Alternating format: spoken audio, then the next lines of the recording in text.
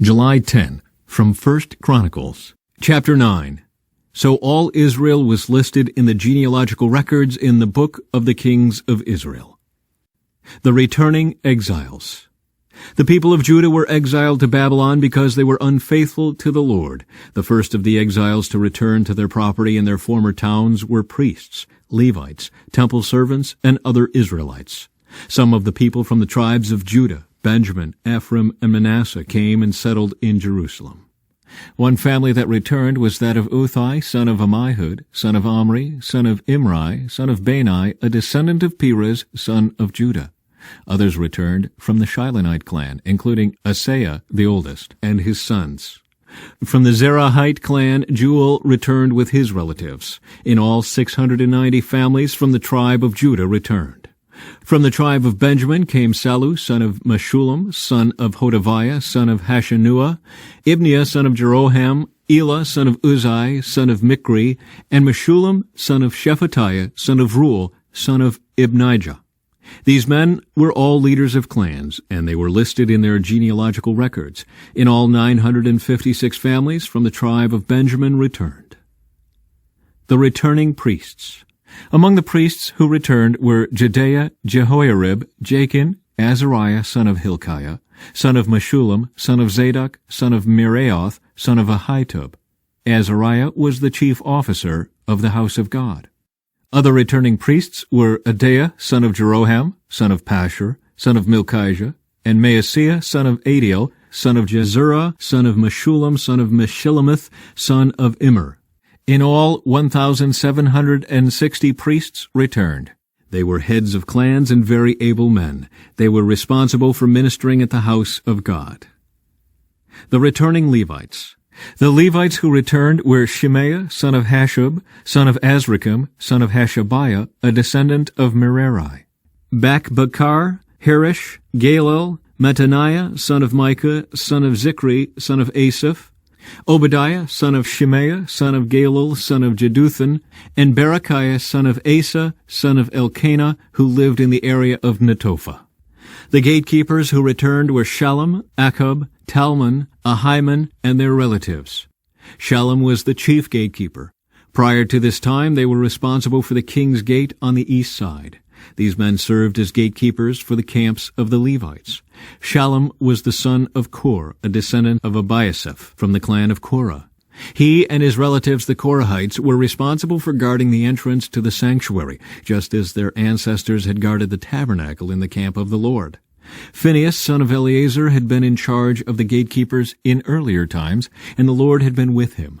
And later, Zechariah, son of Meshelemiah, was responsible for guarding the entrance to the tabernacle. In all, there were 212 gatekeepers in those days, and they were listed according to the genealogies in their villages. David and Samuel the seer had appointed their ancestors because they were reliable men. These gatekeepers and their descendants, by their divisions, were responsible for guarding the entrance to the house of the Lord when that house was a tent. The gatekeepers were stationed on all four sides, east, west, north, and south. Their relatives in the villages came regularly to share their duties for 7-day periods.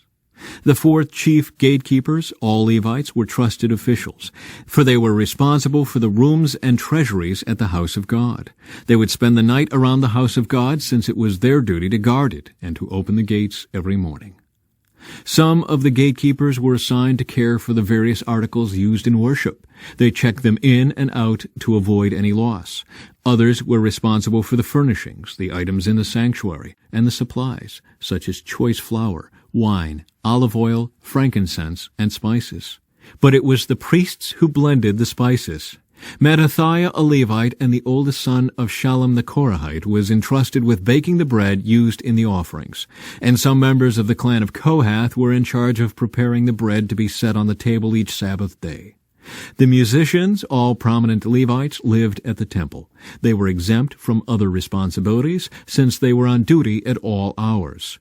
All these men lived in Jerusalem.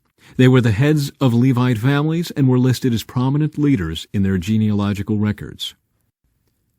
King Saul's family tree. Jeiel, the father of Gibeon, lived in the town of Gibeon. His wife's name was Maacah, and his oldest son was named Abdon. Jael's other sons were Zur, Kish, Baal, Ner, Nadab, Gedor, Ahio, Zechariah, and Mikloth. Mikloth was the father of Shimeam. All these families lived near each other in Jerusalem. Ner was the father of Kish. Kish was the father of Saul. Saul was the father of Jonathan, Malchishua, Abinadab, and Eshbaal. Jonathan was the father of Merib-Baal. Merib-Baal was the father of Micah. The sons of Micah were Pithon, Melech, Tariah, and Ahaz. Ahaz was the father of Jada.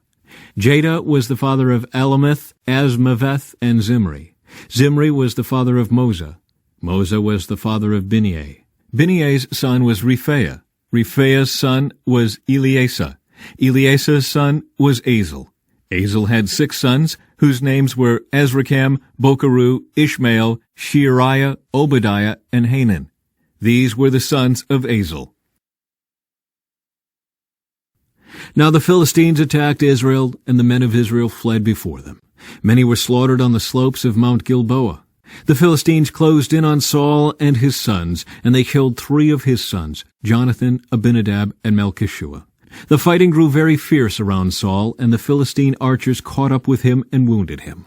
Saul groaned to his armor-bearer, "Take your sword and kill me before these pagan Philistines come to taunt and torture me." But his armor-bearer was afraid and would not do it.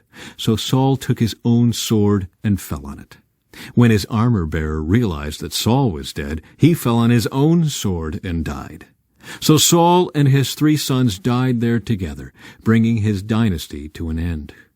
When all the Israelites in the Jezreel valley saw that their army had fled, and that Saul and his sons were dead, they abandoned their towns and fled. So the Philistines moved in and occupied their towns. The next day, when the Philistines went out to strip the dead, they found the bodies of Saul and his sons on Mount Gilboa. So they stripped off Saul's armor and cut off his head. Then they proclaimed the good news of Saul's death before their idols and to the people throughout the land of Philistia. They placed his armor in the temple of their gods, and they fastened his head to the temple of Dagon. But when everyone in Jabesh-Gilead heard about everything the Philistines had done to Saul, all their mighty warriors brought the bodies of Saul and his sons back to Jabesh. Then they buried their bones beneath the great tree at Jabesh, and they fasted for 7 days. So Saul died because he was unfaithful to the Lord. He failed to obey the Lord's command, and he even consulted a medium instead of asking the Lord for guidance.